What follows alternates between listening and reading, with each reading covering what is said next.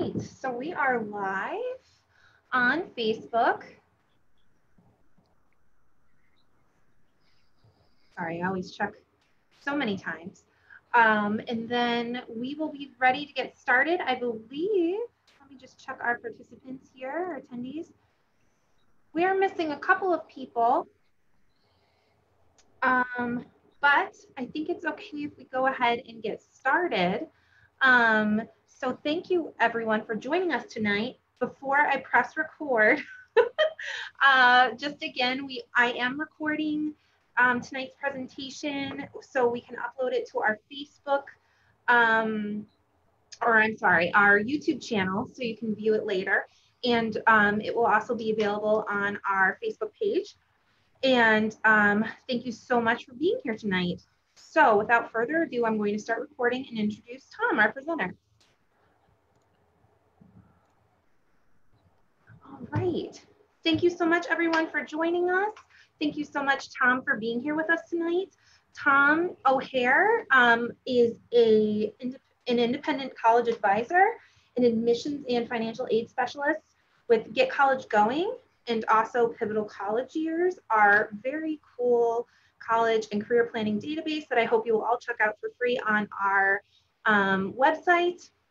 It can be found in a couple of pages under our teen college and career resources, and also in our other databases. So without further ado, I present Tom O'Hare with FAFSA Live. Please let me know if you have any questions as we're going along. If you have a question that Tom should answer right away, please put it in the chat. Otherwise, if it's a general question and you can wait to have it answered until the end, go ahead and put it in that Q&A box and we'll read them out right at the end. Thank you so much.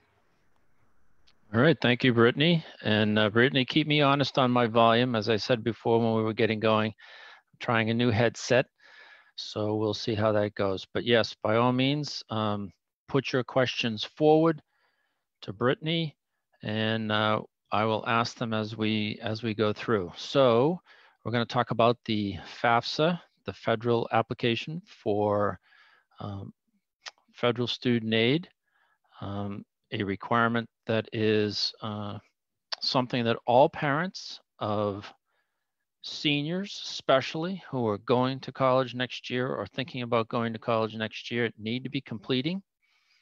In the prior days, we would call this a line-by-line presentation. This is going to be a screen-by-screen presentation of the actual FAFSA application. So I am using the Department of Ed's presentation, which is a good quality presentation. And what I want to do is go over an overview of some of the high points and the reasons for doing this, the necessity of what you will use to access the application, and then we'll dive in looking at various components of it. If you want a copy of this PowerPoint presentation when we're done, you can email me or definitely Brittany, and I'll get it to you. If you at any time need assistance in actually completing the application, there are a variety of resources available to you, including if you are a AAA member. AAA has resources that can assist you in scheduling appointments to complete the application. I actually help with that process with AAA, but can also do it through a couple other resources available. The application, the FAFSA application, is used by all schools in the United States, all four-year public and privates, all community colleges, all independent, for-profit, technical and professional colleges and universities and schools, about 80% of the schools in Canada, and many of the schools in the international domains use the federal application, the free application for federal student aid, as a resource to determine need-based aid. We're talking about need-based aid, not merit scholarships, which are determined and used for students and awarded to them based on their academics and character. But this is based on a family's financial profile. And every family is different. Every household's different. Every choice of school is different. and everyone's family contribution is different. The application can be completed as a brand new one if you are a parent of a returning undergraduate upperclassman. You're going to complete this as a renewal. So the general focus of the financial aid process is a 4-year experience, a 4-year cycle for an undergraduate student.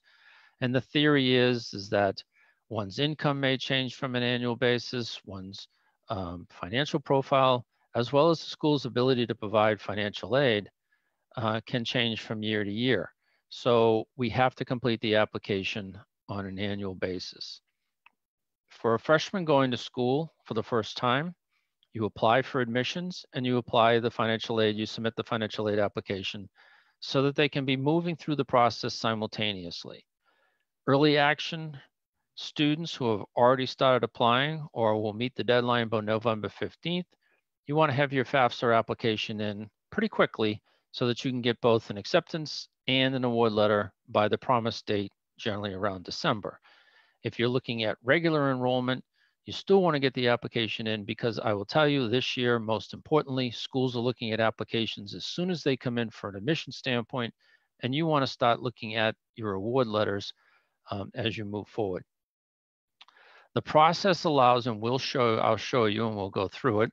There is a great tool that's available. It's called the IRS Data Retrieval Tool, and allows for a transfer of information from your tax returns into the FAFSA form. Back in the day when I first started, there was a lot of paper applications and you did a lot of line-by-line completions. Now it's pretty automated from the standpoint of being able to move information forward. Multiple children can complete an application very easily. You can go back into the application and make corrections if need be. So the FAFSA is the point of origin and continuation when it comes to determining aid. Now, a lot of people will ask the question, why should I complete it in the first place? I am not going to get any need-based aid. My income's too high. We make too much money. Well, one of the most important parts of completing, or reasons of completing the application, is number one, to determine your eligibility for federal, state, college and university, which is institution aid, as well as many private external scholarships, because they're looking at both the need side of it, the financial need of a family, the household side of the family, as well as, in some cases, the private scholarships do a blending of merit and need-based.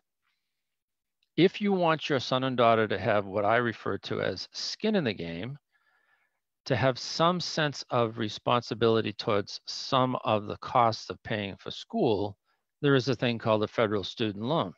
To get the federal student loan, the FAFSA application has to be completed and submitted. So I would ask if you minimize some of the myths and misconceptions when it comes to completing the FAFSA, because again, every family is different and the results will vary.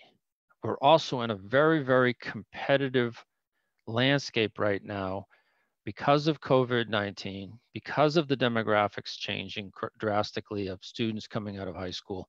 Colleges need students. And in that sense, they'd be more willing in some cases to award need-based aid or their own tuition discounting, and you need documentation to support it. So the FAFSA is an important tool. It takes 30 to 45 minutes with a good cup of coffee to complete the application. And again, resources are available to assist you. So let's dive in. Well, first, a little bit about me, just so you know who I am and how I'm working with Brittany and the Wilmington Library. I'm great to be part of helping them. Yes, I do my own consulting work. I run my own company called Get College Going. But just to give you an idea, like some of you, I'm a parent too. I've been in the business for 30 years. I've worked in a lot of different higher ed type positions. I also worked in a private high school. But I'm a parent of 4 children, 2 of them married, and 1 who has a granddaughter for us, Sutton. So I come at this approach from both the person who has been involved in the process, but one who is trying to educate others. What do you need for information to complete the FAFSA? Because it's based on family financial profile, we're talking about information related to the student and the parent. Demographic information, social security, driver's license if it exists. And for students who are going to school in September of 2021, we are going to be working with the tax return information from 2019. There is, like in the Medicare program, a look back period. In higher ed, it's a 2-year look back. So we look at income and taxes and the tax return information from a documentation standpoint for a prior 2-year period. So your 2019 tax return based on your family, parent, parents, student, if the student worked, is going to be part of the process. And we'll look at that going through it. You're also looking at your pre-tax contributions to retirement accounts based on 2019 and current. The other part is, because it's a snapshot of a family's financial information, in addition to tax return information, banking and investment information is real time. So what the day we complete the FAFSA, what does our bank account hold for resources? What does our investment portfolio, quote unquote, disposable assets hold available as potential resources? When it comes to the federal application, our primary home is not part of the equation. It is not included in any of the calculations for the FAFSA form. A second home, a third home, property where I may be the cosigner or a trustee is part of the program. And we're also able to report and communicate the results of the financial aid form to 10 schools. So the other thing you need that many times the student or the parents don't have when they sit down to complete the application is the list of colleges. So it's good to have that list available. You can report 10 schools. Well, what if I have 12? Well, after you complete the FAFSA for the first time and you submit the information to the 10 schools, you wait 36 to 48 hours. You confirm that the schools have received the information, and then you go back in and actually delete schools to add new ones. And we'll talk about that before we're done. So this is the primary information that you need to complete the application, along with probably a good pot of coffee and a clear and calm time period. It's not the type of thing to be doing at 10 o'clock at night. It's best to do it maybe in the morning on a weekend and doing it when there's some time to do it, okay? So we're gonna look at it. We're gonna approach the FAFSA from a dependent student standpoint, reporting parental information.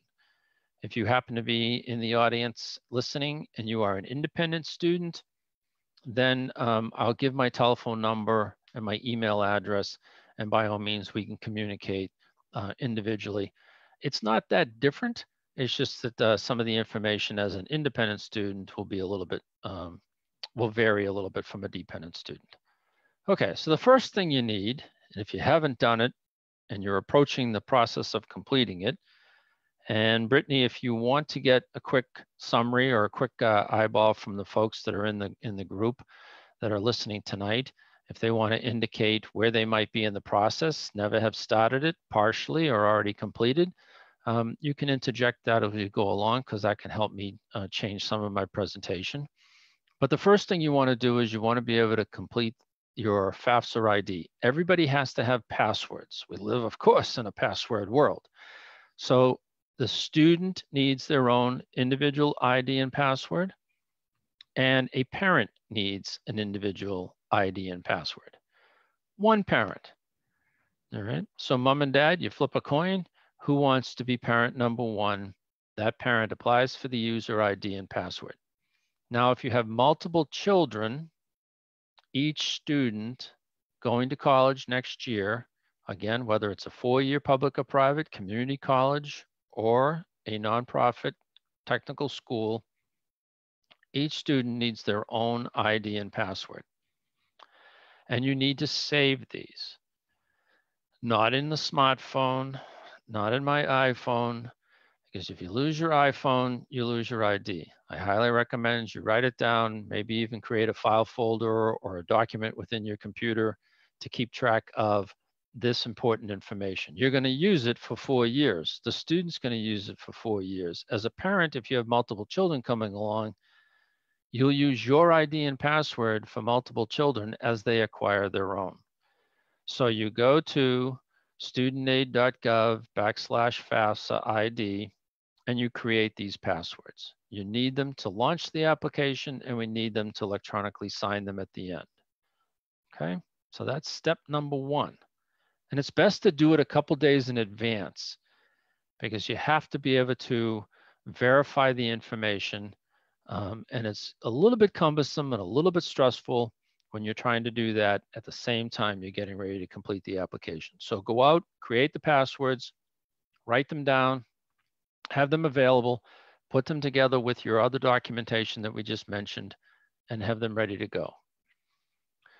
Then you'll go to the actual site for the financial aid form and start as a new FAFSA process, okay? If you have already completed it, you need to change information or add a school, you are a returning student. You're a returning parent, okay? But for everybody for 2021-22, the new academic year starting in September of next year, you're starting a new FAFSA. And we generally recommend that you approach it from doing the student as the student applicant. The concept of this is a student's application, even though 99% of the time, we as a parent are completing the application on behalf of our son and daughter, who hopefully are sitting next to us, enjoying the pleasure of going through the application, participating in completing the information. But many times it's just the parent doing it. But we want to approach it from the student's perspective because the first initial questions are designed that way.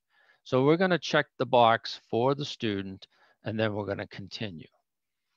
Here, we need the student's username and password because that launches it. You don't have it, you have to step back, go back to FAFSA ID, register, get the application, get the username and password. So we need it at the get-go. All right. And even though if you try to do it as a parent, you're going to need that information along the way. So first step is always to create the IDs and passwords. And then you launch it. Much of this information will already appear here because you're putting it in as a result, or it's going to appear because the ID was created first. You want to verify the information. First name, last name of the student, social security number, date of birth. And then you're going to acknowledge the fact that, okay, we're going to be good doobies. We're going into a Department of Ed, a government website, and we're going to be putting in information that's factual and accurate based on the time of completing the application. We're launching a 2021-2022 application.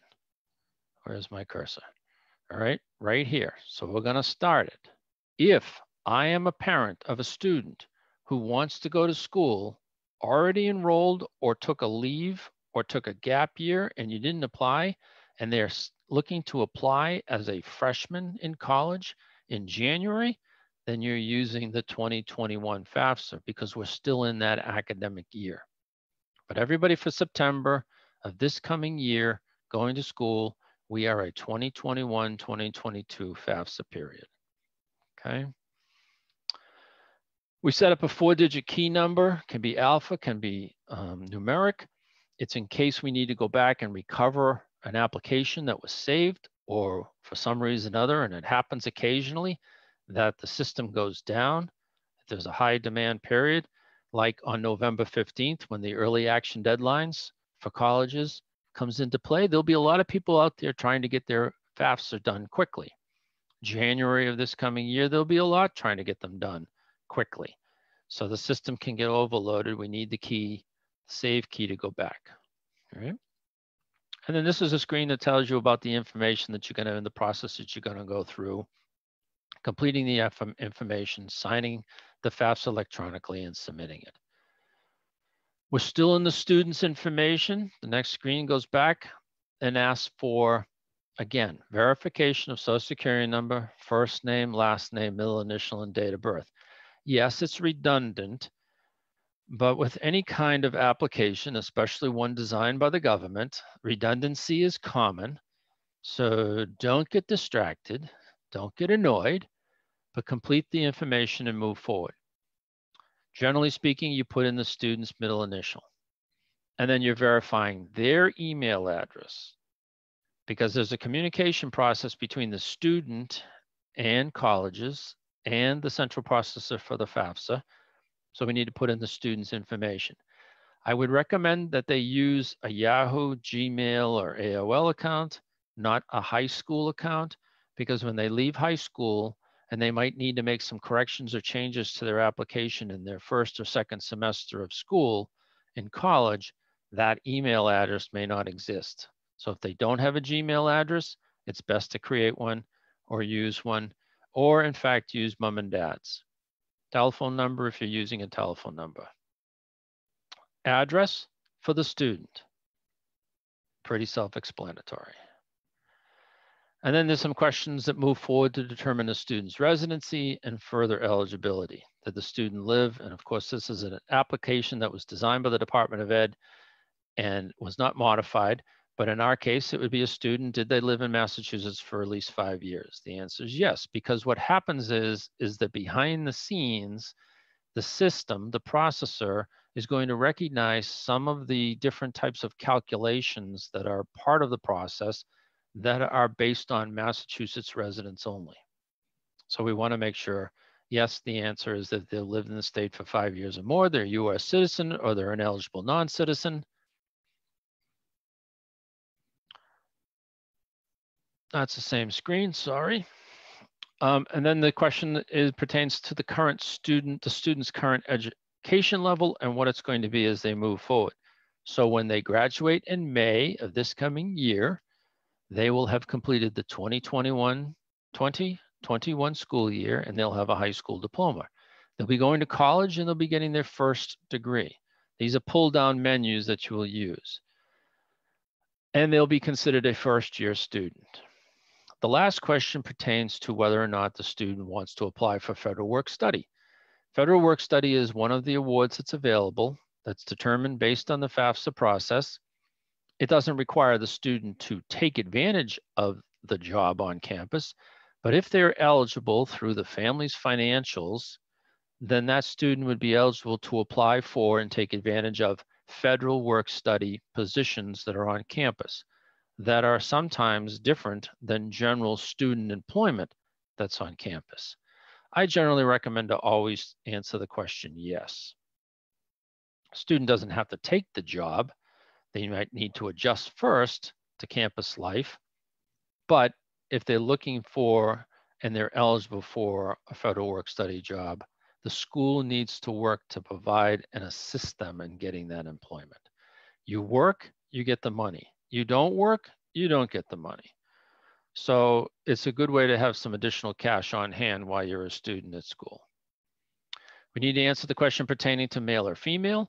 In this case, it's male for the purpose of the exercise, because all males 18 years or older still have to register for the selective service, the draft, which ended in 1975. But in fact, students still have to complete that requirement now. If your son is 17 when they're doing the first FAFSA, or you're doing it with them, then the answer is no. And when they turn 18 in their sophomore year and you complete the application again, then the answer changes to yes. And if in fact they haven't signed up at the age of 18, they can simply check yes and register through the actual application. Driver's license if the student has it. If they don't, you don't have to worry about it. And then we start looking at questions pertaining to the student's dependency and whether they are in fact considered a first generation student.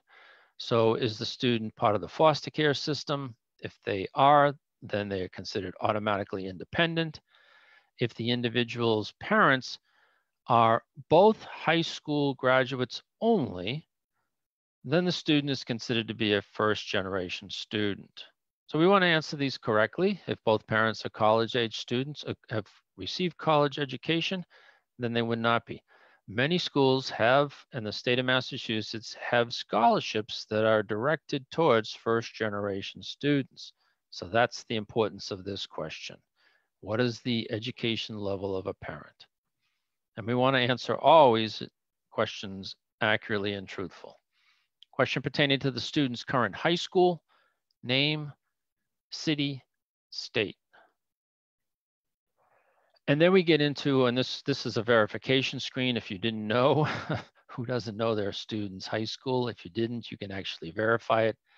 But the important thing is putting in the actual name. So if it is Hamilton Wenham Regional High School versus Wilmington High School, you report the information as Wilmington High School. If it was Wilmington Regional, which you're not, then you indicate it as a regional school. If it's Shawshene Technical High School, then it's Shawshene Technical High.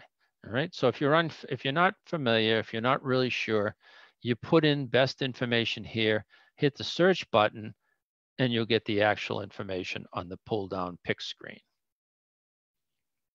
Again, if there's any questions, please send them through the chat box to Brittany and we'll answer them. All right, so in this page right here, we're still in the student section.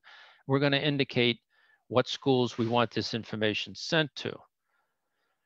So using the search capability, you indicate the state first. So I would categorize the list by state, and then you go in and you indicate the actual school's name here.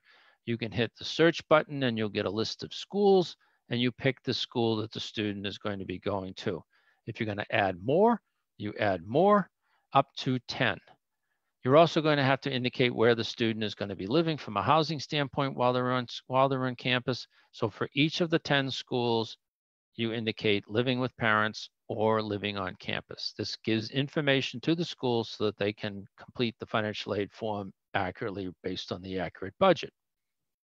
Because a college will have a budget for on-campus residency and students who live at home. Be careful when it comes to living in independent apartments, because eligibility for financial aid is extremely, extremely limited in that case. We're still asking the students some questions about their dependency. So we start with, are you married or single? Do you have any children of your own? Do you take care of dependents? Because any question that's yes, in this case, in these scenarios here, these 8 questions, then the student would be considered independent. But the average 17-year-old student, would be considered dependent. Student in the service, a veteran, a ward of the court, emancipated minor, have a different legal address, then that would change their status from dependency to independency. The big thing about the dependency is the fact that it's declaring that the parent has to complete the financial aid information along with the student. So you get to the final question or the final indicator that's being reported back to the student, that in fact you are dependent based on all the questions that we just went through, and your parent or parents need to provide financial information. It's available, we move to reporting that information. So now we're switching, take a pause, regroup your thoughts a little bit. We're moving to the parent side of the equation. We're going to capture some parent demographics, some parent financials, and then we'll get back to the student's financials. So the first question pertains to the parents of the student that the student lives with. The student who resides with the parents out of 51% or more of a year is going to be the individual family members that are going to apply. In the FAFSA application, it's the parent or parents in which the student or the household income for where the student lives, the vast majority, defined as 51% of the time for a calendar year. So if it's mom and dad in a quote unquote traditional family, then mom and dad's information is going to be completed and submitted. If it's a divorced or separated, then this particular question here would be answered divorced or separated. The parent who the student lives with will complete the FAFSA moving forward. If a parent has divorced and remarried, that's the key word here, remarried. So the household income of the 2 parents where the student lives 51% of the time, is going to be reported. So that's important as to whose information, whose income, whose financial profile is going to be reported, because in many cases it affects the eligibility for financial aid based on the outcome of the family contribution. The ultimate result is determining what the family's contribution to help pay for school. Date married or remarried. If this was checked as divorced, the question would ask what date was the divorce happened. And then we go through some information pertaining to the parents. So this is parent number one, and I recommend that parent number one be the individual who completes and acquires the FAFSA ID and password. I recommend that you write it down in the file folder or on a piece of paper, because next year when you go to complete this and you're trying to remember who's parent number one or who's parent number two, you may not remember.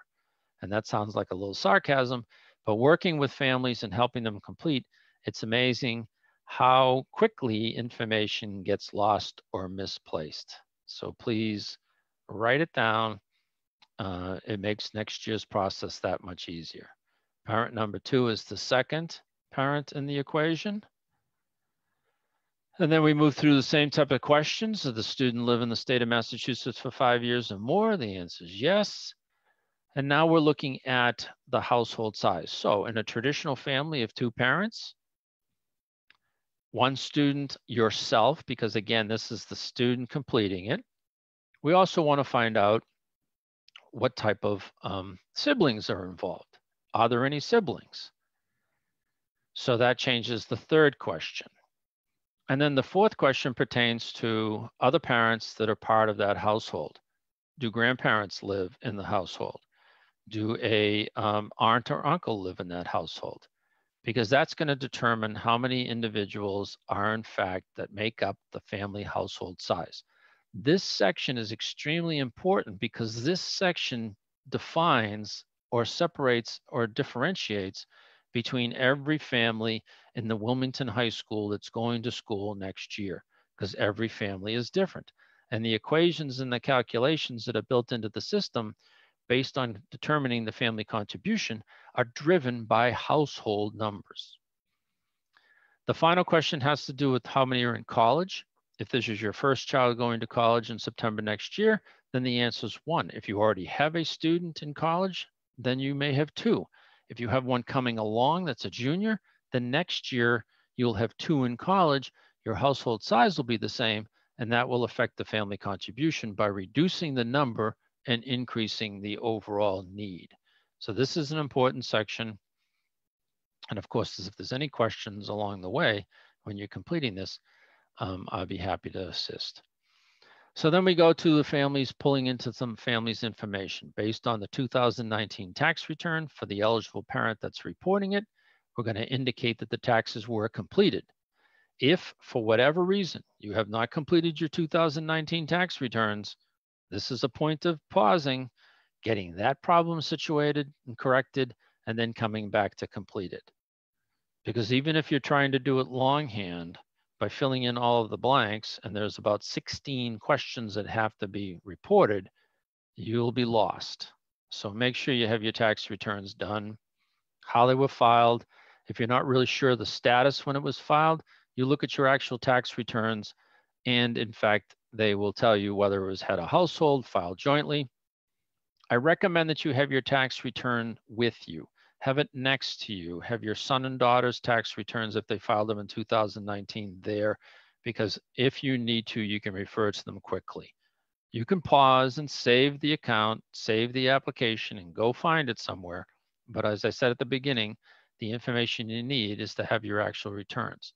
W-2s are also important.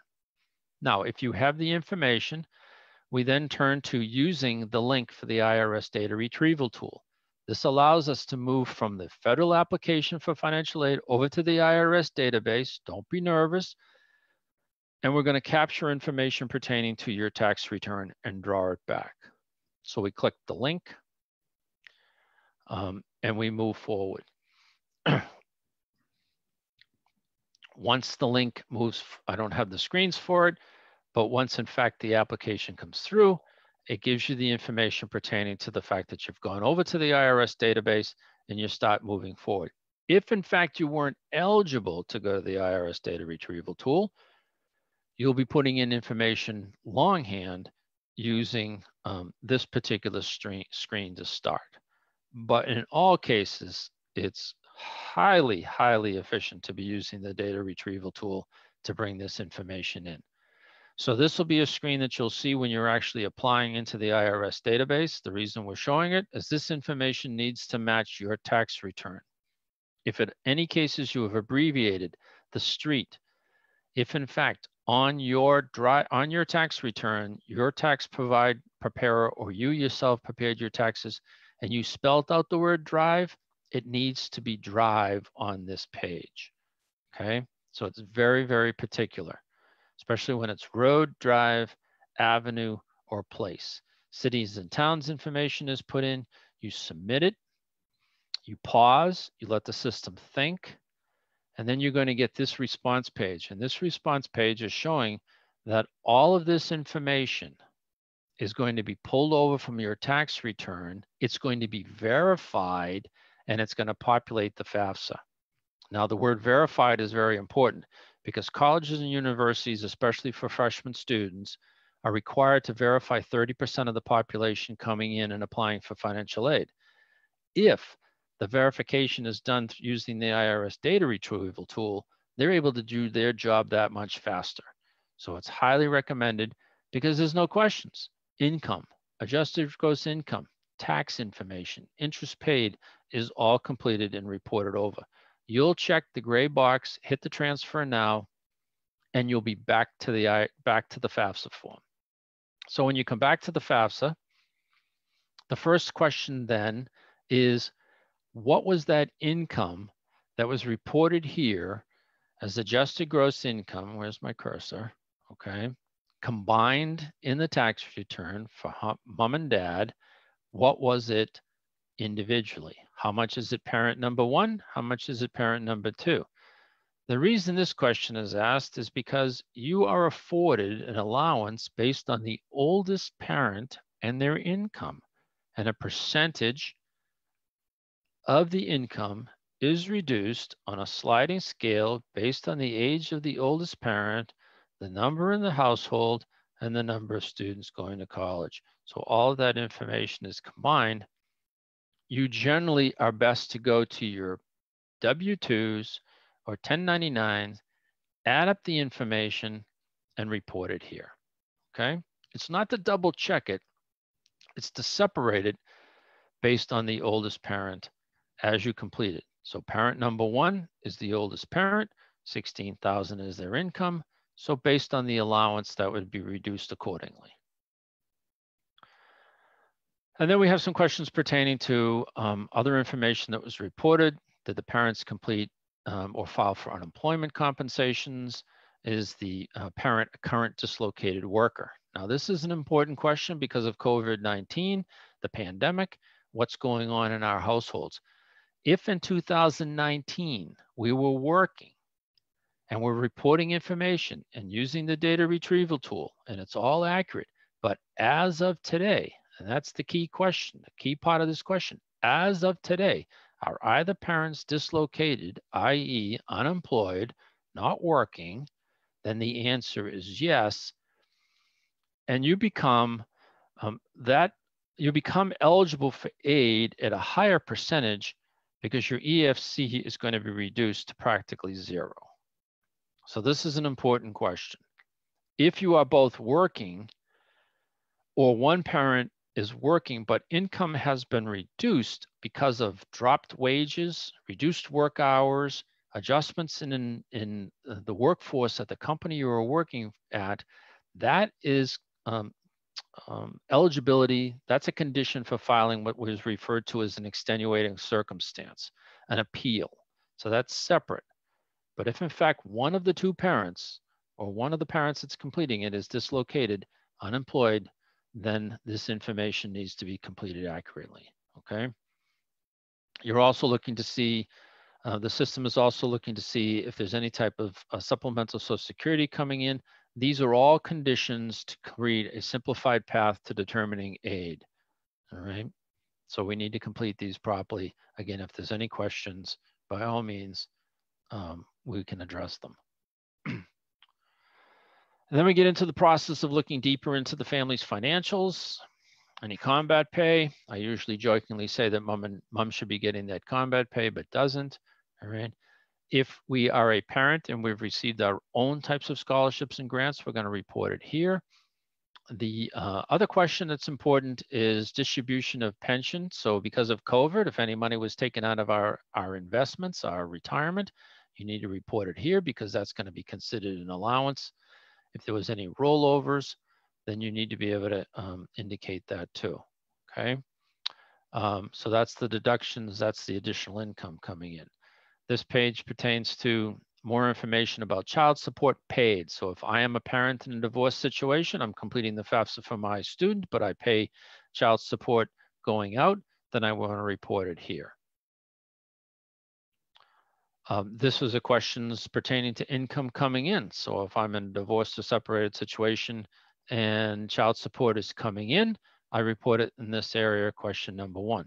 The third question pertains to, and we're back to our W-2s, because this question pertains to what am I contributing to my retirement on a monthly basis? Not how much is in there. Never is the question pertain to how much do we have in our retirement, lump sum. It's how much do we contribute on an annual basis to our retirement. So on our W-2s, there's questions 12A through D that are pre-taxed contributions to pensions and retirement. That number is reported here. Why? Because the concept or the belief is if a parent needs to use that contribution, that resource that they make on an annual basis to pay tuition, then they can. So a percentage of that is taken into the calculation when it comes to determining aid. You want to be conservative, but you want to report the information based off your W-2s. And then we have a question pertaining to our checking and savings account. You may get an alert in the top section here. Where's my cursor? Right here, that gives you a specific number. Is your assets above $8,500? If your answer is no, then you would skip this screen. But if in fact your answer was yes, then you want to indicate conservatively how much you have in your bank account as a parent at the end of the month after you pay your bills. What type of investment money might be available? Not retirement, but investment money that pertains to stocks and bonds, second homes, trailers, or other resources that are not your primary home. Because again, the concept is that this money can be tapped into to help pay for a student to go to school. If you are a business owner or have a farm and you have more than 100 employees, then you're going to be reporting information in this section. And then we pause and go to the student. If your son and daughter worked in 2019 and filed taxes, then you're going to go through the same exercise of going to the IRS data retrieval tool on their behalf or with them present, drawing in their information, and in fact, reporting that to the FAFSA. If they did not work and file a tax return, then you don't need to complete this, all right? If they worked and didn't file a tax return, you don't need to deal with this. You'll answer no. Okay, same screens, same information. For the sake of time, I'm going to go through it. They're asking the same questions pertaining to the student because now we're capturing information. Did the student receive any child support or pay child support? All right, so it's a little bit, it's not really applicable to a dependent student, it's more applicable to an independent student, okay? If in fact the divorce decree had the student receiving child support on behalf of their own through the program, through the divorce decree, then you report it here in this section. Generally speaking, from my experience, it's zeros. We then ask how much does a student have in their bank account? Very, very conservatively, because 90% of the resources in the student's account are going to be taken into consideration. Most schools, most colleges and universities indicate that a student should have in summer earnings in a normal period of time, $2,000. This is not a normal period of time. but report the information that's conservative. If by any chance, the student is the primary owner of a 529 or a college savings plan, where unfortunately they are the primary individual, that information has to be reported here. Otherwise, that would be going into a parent section under investment. So a college 529 plan where you as a parent are the primary and the student is the beneficiary, you're reporting that information as an investment or a net worth resource in your section.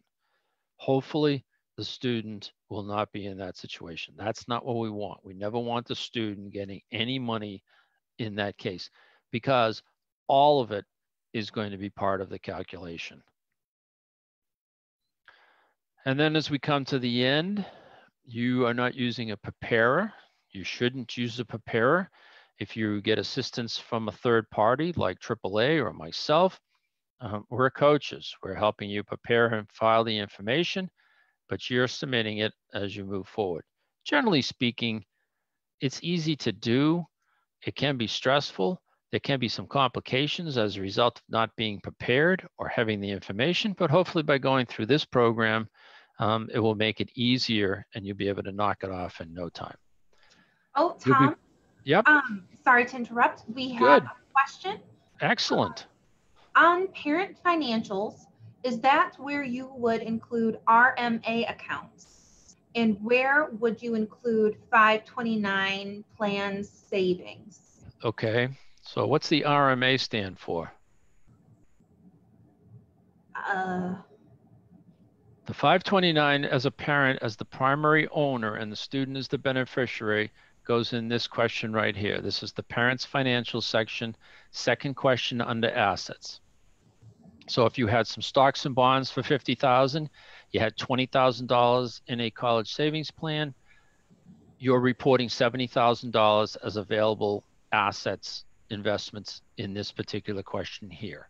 All right. If the abbreviation RMA, I'm not familiar with that, but if that's a particular investment account like a Fidelity or a Prime America, a non-retirement investment account, that number would also be reported in this section here. Okay. So IRAs, 401s, 403Bs, various types of retirement accounts are not reported. The dollar value is not reported. And not to make anyone crazy, the amount that we contribute pre-taxed on a payroll basis is reported in this section here, line 3. So if I have $100 a week or bi-weekly coming out of my account going into my, excuse me, retirement account, then I'm going to be reporting the dollar value for the annual basis here. 100 times 12, if I get paid once a month, once a year, a monthly for 12 months, it's $1,200. That's my retirement contribution for that year, right now, current, not 2019, but currently. So tax information is 2019, or excuse me, this is 2019, what came out of my account, what came out of my pre-taxed, and this comes right off of your W-2s. Anything related to, so I'll pause because I'm rushing, I can tell. Again, 2019 tax returns, 2019 W-2s, what was I contributing to my retirement and pension are reported line number 3. Now we bump to what's my assets as a parent. That's line number 2. College 529 plans, a straight college savings plan that you set up through the bank or your credit union or Fidelity, plus any non-retirement investment money, second home real estate, third home real estate. It's all reported in line number 2. If you don't have any, the answer is 0. Okay. Tom, we have had a question about student financials. Yep. If a student has saved money in a bank account for a car, which is not intended for college, does that need to be reported? What if a student has a substantial savings account? Student assets are assessed at 20%. Is that correct? Yes, yes. So students' assets are assessed at the maximum level. All right, parents are assessed at 5.6. So even though we might have $100,000 in our investment account, in addition to our retirement, that investment account is going to be taxed at 5.6, or the formula looks for 5.6% to be drawn in. But a student's investments, because it's the student's money to pay for themselves to go to school, because the primary premise of all of this is that the number one person responsible for paying for education is the student, the parents second, colleges and universities are really third, and government like Massachusetts and the feds are fourth and fifth, and private investors, private contributors is picking up the rears, okay?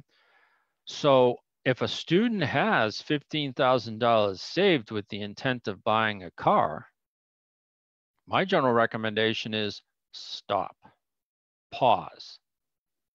Even if you're up against the clock because of early applications going in November 15th, my recommendation is to buy that car and not have that quote unquote exposed asset available, which it would be when you report it. So some of the prep work going into what do I report and how much do I report might tighten up the time frame and make it a little bit more complex and a little bit more stressful. But when you get into dollar amounts above 10,000 in savings, you're really impacting the financial aid, the EFC. If we're talking about 2,000, 5,000, you know, it's not really going to be that much, 20% of $5,000, you know, it's not going to really impact it. But if you have some substantial savings in the student's name, or even in the parent's name, then in many cases it's stop, pause, talk to your financial manager, talk to your financial investment advisor, and see if you can do something with that money before you complete the form, if it can be done ethically and correctly and timely, okay? So yes, I mean, there is that concept about using up some of those resources. As a parent, my general recommendation is be cautious, okay? Sorry. You know, when we're talking about a parent and these dollar values over here, wait a second, let me get to the right screen, all right? We got to be careful, all right? I might have $10,000 in my account, in my savings account. 5.6 of that is going to go into the process. There is people who talk about, you know, you should pay down all of your savings and basically be broke. Well, I will tell you, you can do that, but you're going to have to pay anywhere between $10, $15, or $20,000 to pay for a student to go to school, depending upon your EFC. So where are you going to get that money? So be cautious about paying down and using up your savings accounts, because it's harder to get that replaced than it is to have saved it. That's the parent. Students, whole other ball game. All right. If the student has substantial money in their account, I would pause, ask some questions before moving forward. Okay. Good questions. Good questions. Anything else, Brittany?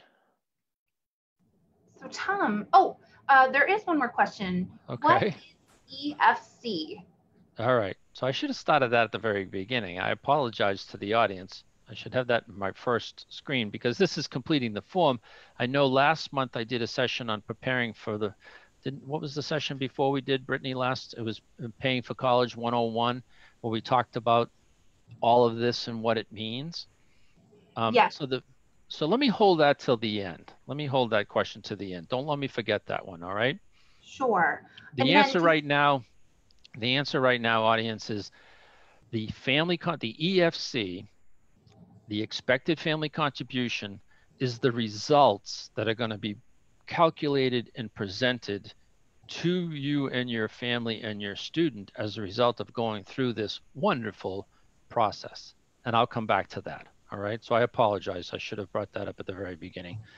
I do just want to remind our audience, Tom's previous presentations for us are on our YouTube channel, which you can find right through our website at willamlibrary.org.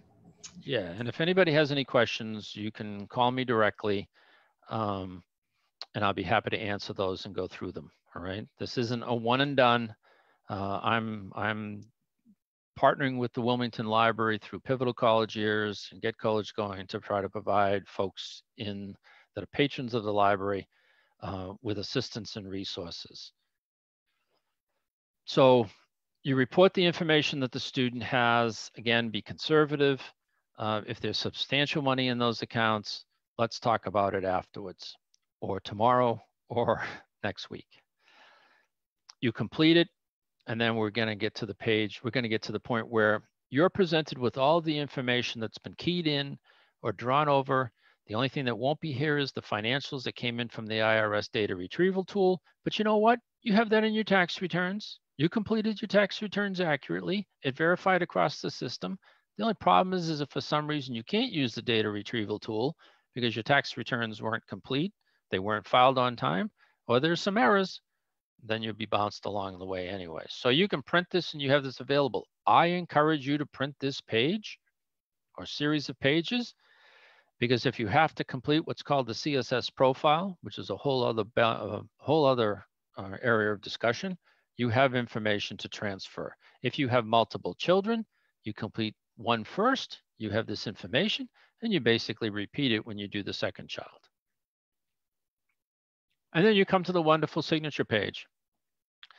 So here, on behalf of the student, or if the student's with you, where's my cursor? I don't know why I can't get my cursor. On the left-hand side, we have the student signature. So it's going to provide the students information. They're going to indicate, yes, I'm going to be a good student. If I get a federal student loan, I'm not going to default on it. I'm going to pay it back when I get out of school. If I get a grant, same, hit next.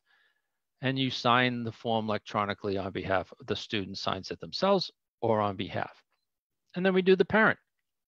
So a parent who has parent number 1, who has a user ID and password, which has already been put in and used to get to the data retrieval tool, the same thing.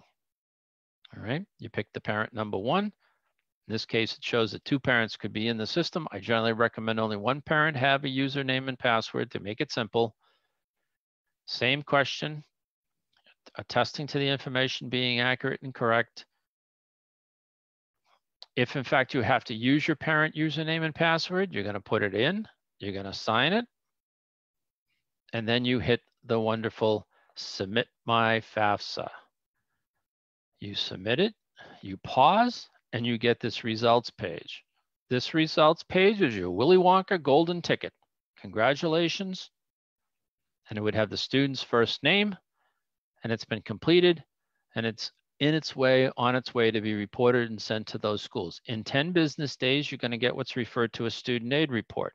It's a breakdown of all the information that was submitted, some of the calculations that were made, and the names of the schools that it was sent to. You're also going to get a reprint of your family contribution.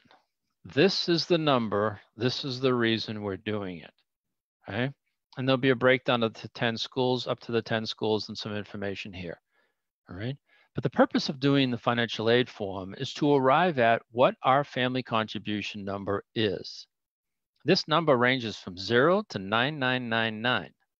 This number is part of the process of determining what our need is in the business of applying for school. So to determine what your need is, you would first take this number and subtract it from the cost of tuition.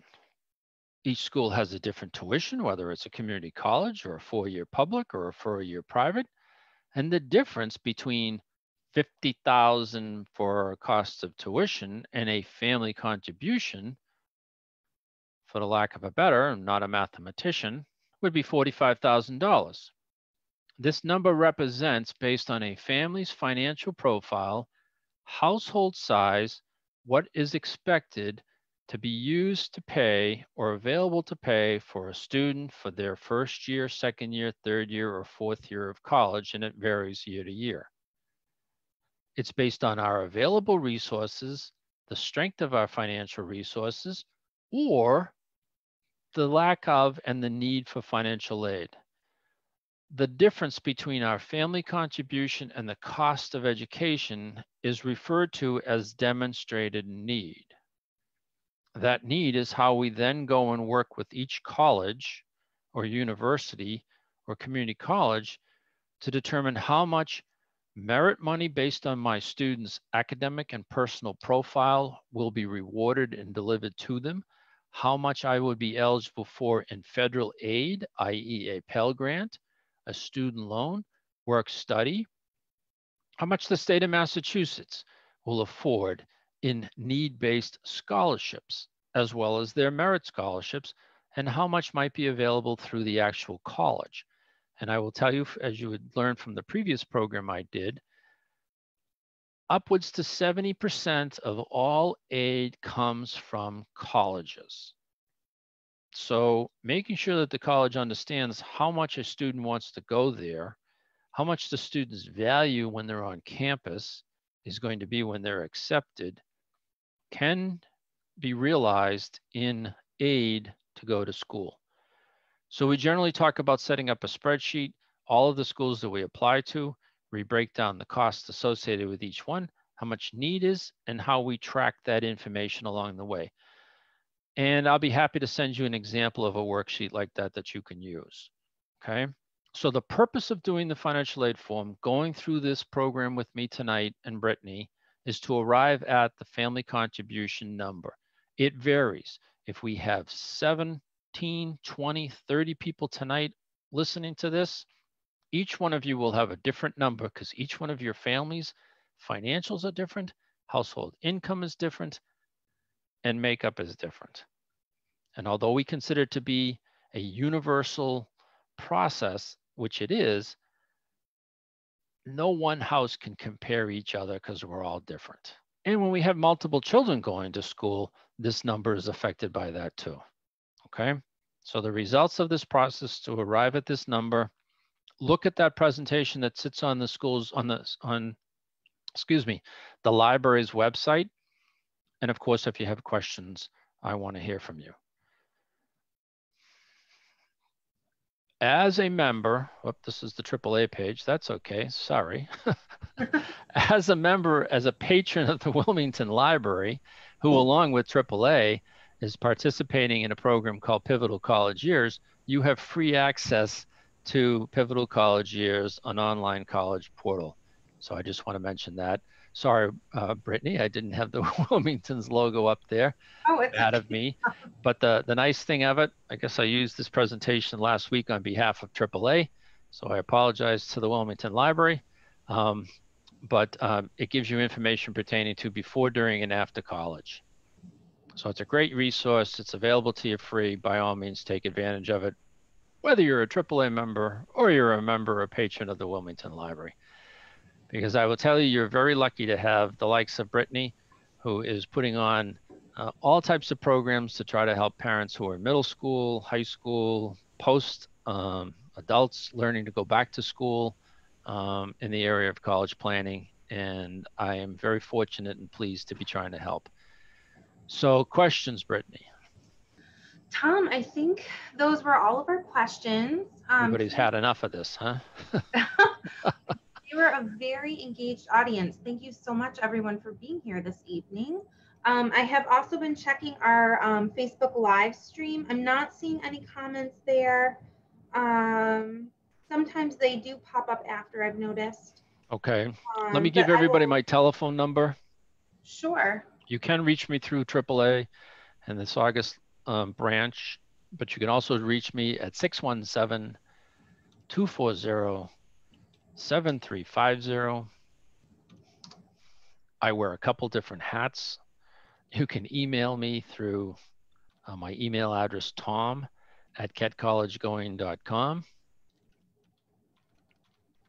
This is a process, this is an area where the availability of information to answer questions should be there.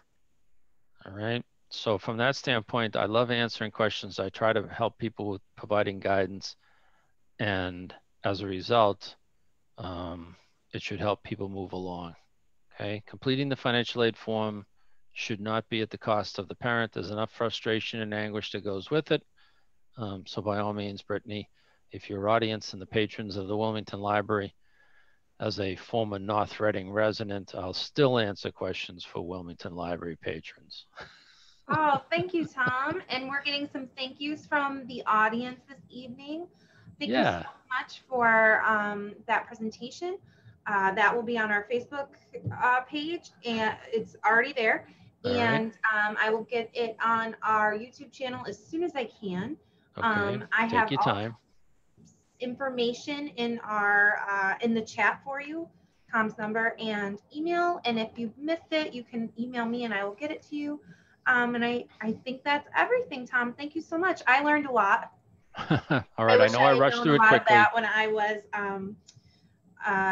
filling out my FAFSA. I did have one more question. Sure. So the FAFSA ID number, do you still get a FAFSA PIN? They call it the ID. It used to be the old PIN. Okay. All right. So some parents who... Oh, I'm sorry. I didn't mean to cut you off. That's the bad thing about virtual programming. Sometimes you can't. No. Go ahead. How long should you keep that for? Well, after 4 years. Parents should keep it for the age of their youngest child. All right. So if you have, like me, had 4 children, mine spanned 16 different FAFSAs over the course of maybe 12 different years. So I held on to it. As a student, the student wants to hold on to theirs for their 4 years of undergraduate. They'll use it if they go to graduate school, and they'll also use it when they graduate and go into repayment, if they have government loans. So I usually recommend that it go into the same file folder or security box that maybe a passport is, or a birth certificate is, or at least in a file that can be retrieved on an annual basis, because it's going to be there. The government in the last 20 years has only changed it twice. It went from a very rudimentary password, it went to the PIN, and now it's the ID, and I can't imagine they'll change it again. Okay. So you're keeping that ID for the lifetime of your loans? For the student, you're keeping it for the lifetime of your loan. For a parent, you're keeping it for the length of time you're going to have kids in college. Perfect. Okay. And sometimes it can be confusing if you are a parent who has your own ID and you're still in repayment. Surprisingly enough, that same ID, if it's still valid, can be used for your children. Wow, that's awesome. But I've only seen that twice. Most of the times the password hasn't been used in a year, so it has to be changed anyways. Okay. Well, Tom, I believe those were all of our questions. All right. Thank you so much for being here with us tonight, and thank you so much, audience. Please let us know if you have any more questions. Tom is more than happy to help always. Thank you so much, Tom. We really appreciate you. I thank you for being involved. If you have other questions about college planning, I know I'm working with Brittany for other topics. So by all means, she is your point person of contact in the library to keep disseminating information. And keep those cards and letters coming for her, because she's doing a great job. Thank you, Tom. All right. Well, thank you, everyone. I know it is dinner time, so I will let you all go. Thank you so much, and I hope we'll see you soon. You are welcome to come to the library now, the first floor. You don't even need an appointment. So nice. Good job. Thank you, Brittany. Have a good night. Thank you, audience. Bye-bye.